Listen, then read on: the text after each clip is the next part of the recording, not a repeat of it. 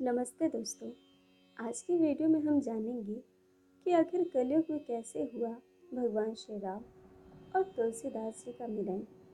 आइए जानते हैं इसके बारे में विस्तार से। काशी में एक जगह पर तुलसीदास जी रोज रामचरितमानस को गाते थे।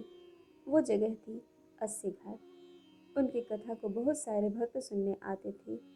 लेकिन एक बार गोस्वामी प्रातःकाल शौच करके आ रहे थे तो कोई एक प्रेत से इनका मिलन हुआ। उस प्रेत ने प्रसन्न होकर गोस्वामी जी से कहा कि मैं आपको कुछ देना चाहता हूँ। आपने जो शौच के बचे हुए जल से सिंचन किया है, मैं तृप्त हुआ हूँ। मैं आपको कुछ देना चाहता हूँ। गोस्वामी जी बोले, भैया, हमारे मन तो केवल एक ही चाह है कि ठाकुर जी का दर्शन हमें हो जाए। राम की कथा तो हमने लिख दी है, गा दी है, पर दर्शन अभी तक साक्षात नहीं हुआ है। हृदय में तो होता है, लेकिन साक्षात में नहीं होता। यदि दर्शन हो जाए तो बस बड़ी कृपा होगी।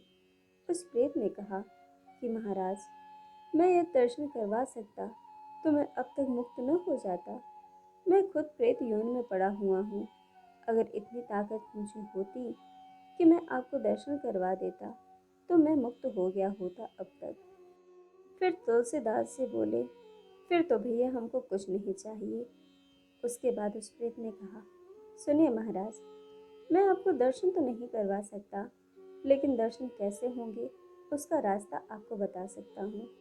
वह प्रेत बोला, जहाँ पर आप कथा कहते हो वहाँ बहुत सारे भक्त सुनने आते हैं।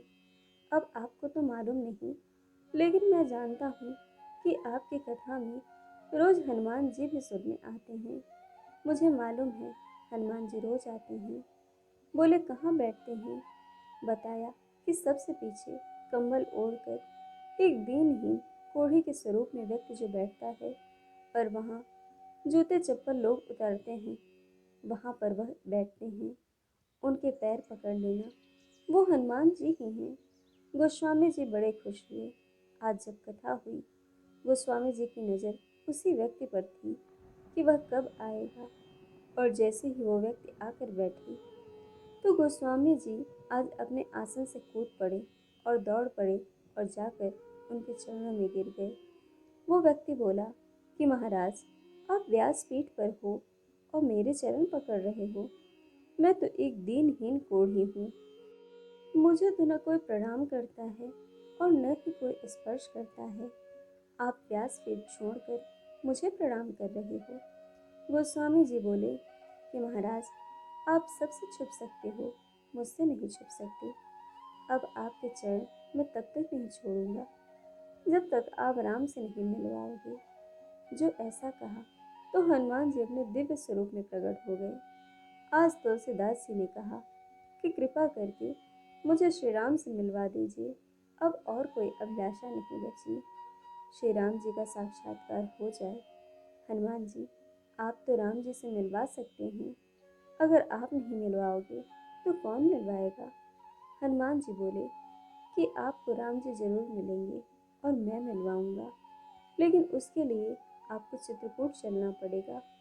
वहाँ आपको भगवान मिलेंगे। गोस्वामी जी तो चित्रकूट गए।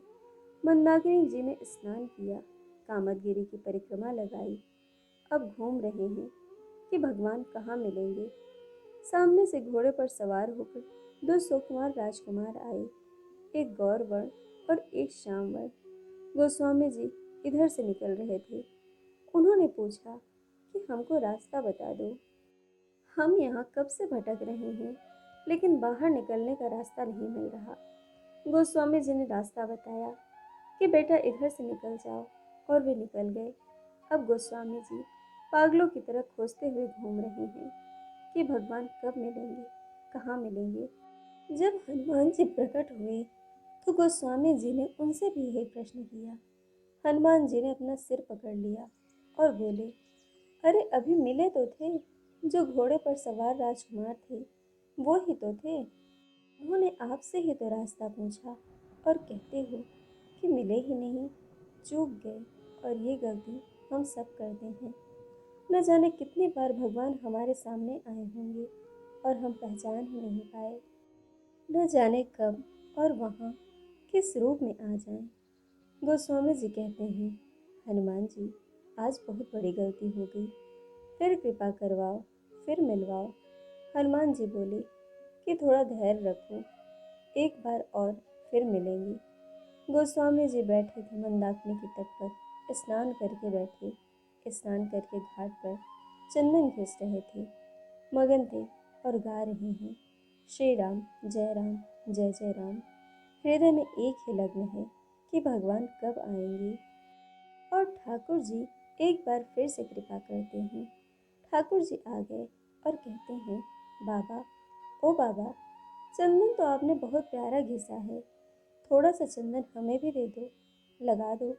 गोस्वामी जी को लगा कि कोई बालक होगा।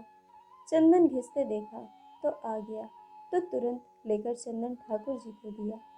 ठाकुर जी लगाने लगे। हनुमान जी महाराज समझ गए कि आज बाबा फिर चूक जा रहे हैं। आज ठाकुर जी फिर से इनके हाथों से निकल रहे हैं। हनुमान जी तोता बनकर आ गए और शुक्र रूप में घोषणा कर दी कि चित्रकूट के घाट पर भय संतन की भीड़, तुलसीदास चंदन घिसे, तिलक देत रघुवीर। हनुमान जी ने घोषणा कर दी कि अब मत चूक जाना। आज जो आपसे चंदन ग्रहण कर रहे हैं, ये साक्षात रघुनाथ हैं। और जो यह वाणी गोस्वामी जी के कान में पड़ी तो गोस्वामी जी चरणों में गिर गए। ठाकुर जी तो चंदन लगा रहे थे। बोले, प्रभु, अब आपको नहीं छोड़ूंगा। जैसे ही पहचाना तो प्रभु अपने दिव्य स्वरूप में प्रकट हो गए और बस एक झलक ठाकुर जी की दिखलाई दी और ठाकुर जी अंतर ध्यान हो गए। वो ओझल होकर आंखों में बस गए, हृदय तक उतर आए। और इस तरह से आज तुलसीदास जी का राम से मिलन हुआ, जो कि हनुमान जी ने करवाया था।